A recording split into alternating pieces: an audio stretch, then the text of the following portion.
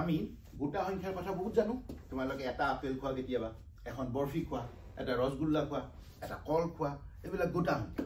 যদি তুমি এটা কল খোৱা এক বুলি লিখিবা দুটা কল খালে দুটা বুলি লিখিবা কিন্তু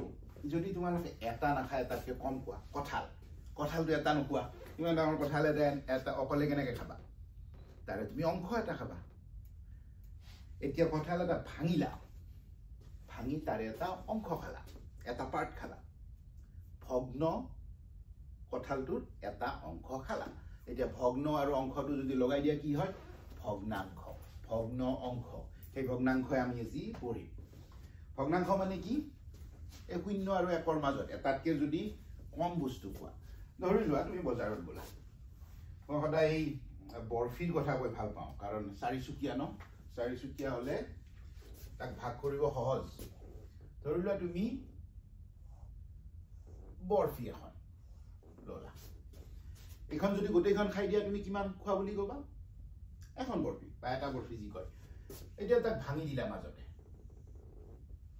ভাঙি দি অকল এইটো পাৰ্ট খালা এতিয়া কিমান খালা তুমি বৰফিখন তুমি দুটা ভাগত ভাঙিলা এটা ভাগ দুটা ভাগ দুই ভাগৰ এক ভাগ খালা আৰু যদি তুমি ললা এটা কিবা বেলেগ ললা আৰু এখন বৰফি ললা যিখন এনেকুৱা দেখিব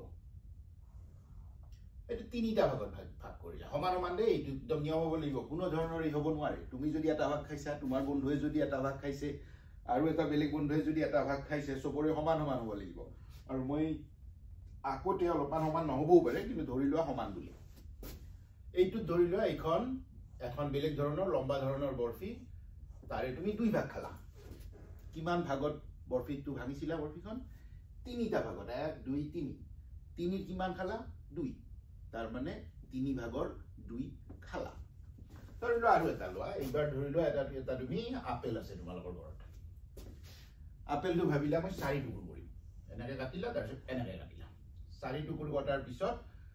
মই 3 টুকুৰ খাম এই টুকুৰ খালা এই টুকুৰ খালা এই টুকুৰ খালা আৰু এই টুকুৰ খোৱা নাই বাকি টুকুৰ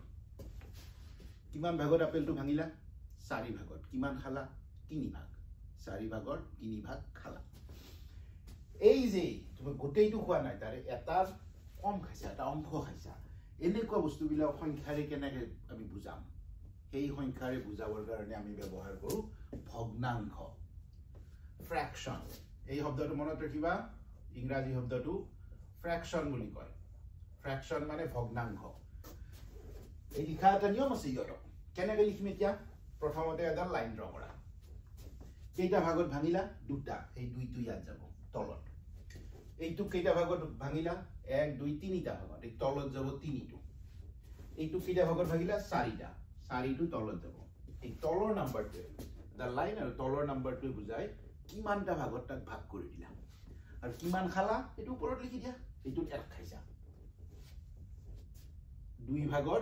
1 আধা হয়তো আধা খাইছা এইটো কি খাইছা 3 ভাগৰ কেই ভাগ খাইছা 2 এইটো কি খাইছা 4 ভাগৰ কিমান খাইছা 3 আৰু বেলেগে ক'ব পাৰি এইটো ক'ব পাৰি 2 তৃতীয়াংশ 3 অংশ 2 তৃতীয়াংশ বুলি ক'ব পাৰি ইয়াক ক'ব পাৰি 3 চতুৰ্থাংশ 4টা ভাগ কৰিলে তাৰে 3টা খাইছা এনেকে যেতিয়া লিখে তেতিয়া হলে আমি এটা ভগ্ন অংশ পাওঁ ভগ্নাংশ পাওঁ এই ভগ্নাংশৰ যেতিয়া তোমালোকে পঢ়ি যাব অলপমান ভগ্নাংশটো টান যেন লাগে কিন্তু ইমান টান নহয় একদম সহজ সবতকৈ ইম্পৰ্টেণ্ট বস্তু দুটা মনত ৰাখিবা প্ৰথম কথাটো হ'ল কি যেতিয়া বস্তুবিলাক ভাগ কৰা প্ৰত্যেকটা টুকুৰা সমান হ'ব লাগিব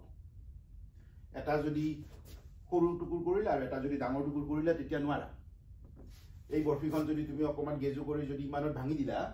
তেতিয়া হলে তুমি আধা খোৱা নাই আধাতকৈ কম খাইছা আৰু যদি ইয়াতে ভাঙি দিছা আধাতকৈ বেছি খাইছা সেইটো কৰিব নোৱাৰা সমান প্ৰত্যেকটা অংশ সমান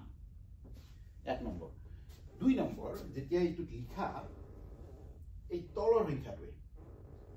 সংখ্যাটোৱে বুজায় কিমান বাৰ ভাগ কৰিছা তাক কেইটা ভাগত ভগাইছা আৰু ওপৰৰ সংখ্যাটোৱে কয় কিমানটা তুমি খালা বা কিমানটা তুমি পালা সেইখিনি এই কথাখিনিকে আমি এতিয়া আৰু অলপ বেছিকৈ আলোচনা কৰিম